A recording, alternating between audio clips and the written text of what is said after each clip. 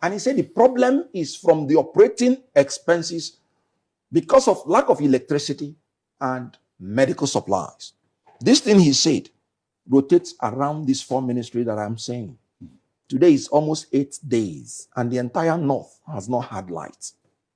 And you're still keeping a minister of darkness that have told you that his only solution is that Nigerians should off their refrigerator. So what I'm trying to say is that I was expecting that the president should have sacked himself first as a minister of petroleum, being the worst ministry in the whole world. They met fuel at 195. Today is 1,200 and it's not even available. So we're talking about unaffordability. We're talking about unavailability. The same thing with electricity. Electricity tariff has risen so astronomically and it's not even available. And then we're talking about in the economy, macroeconomic stability. We're talking about a central bank that is increasing interest rates rather than decreasing it. Because what we are suffering is not demand pull inflation. We are suffering cost of production induced inflation. That is why the president of the Guild of Medical, field, he said, look, to import the medical supplies has increased, the price has increased by 500%. You know what it means? It means that 50% of Nigerians are now dying who are sick because they cannot afford to go to hospital. That's why he said 50% of the hospitals are collapsing.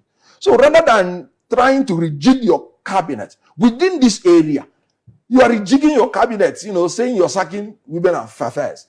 He has denied himself now of the services of a woman who would have sued the United Nations, for not, for cornering Nigerian money. So